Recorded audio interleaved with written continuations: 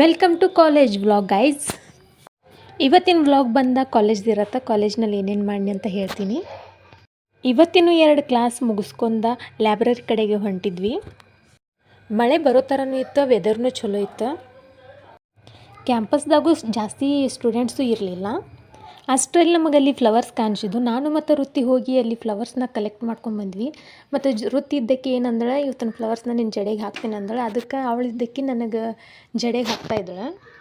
ಆದರೂ ಚಂದ ಕಾಣ್ತಿತ್ತು, ನನಗಂತೂ ಇಷ್ಟ ಆಯ್ತು. ಮತ್ತು ಅಲ್ಲಿಂದ ನಾವು ಹೋದ್ವಿ ಲೈಬ್ರರಿಗೆ.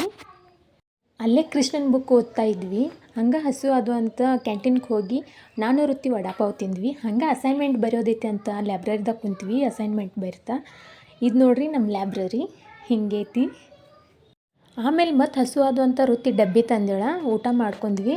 ಅಲ್ಲೇ ಇರೋ ನಮ್ಮ ಕ್ಯಾಂಟೀನ್ದಾಗ ಒಂದು ಬೆಕ್ ಕಾಣಿಸುತ್ತೆ, ಅದ್ರದ್ದು ಕ್ಯಾಪ್ಚರ್ ಮಾಡಿದೆ. ಸೊ ಇಷ್ಟ ಆಗಿತ್ತು ಇವತ್ತಿನ ಕಾಲೇಜ್ ಮಿನಿ ವ್ಲಾಗ. ಐ ಹೋಪ್ ನಿಮಗೆ ಇಷ್ಟ ಆಗೈತೆ ಅಂತ ಅಂದ್ಕೊಳ್ತೀನಿ. ಇವತ್ತಿನ ವ್ಲಾಗ್ ಇಲ್ಲೇ ಎಂಡ್ ಮಾಡ್ತಾ ಇದ್ದೀನಿ. ಇನ್ನೊಂದು ವ್ಲಾಗ್ನಲ್ಲಿ ಸಿಗುವ. ಬಾಯ್. ಅಲ್ಲಿವರೆಗೂ take care and bye bye.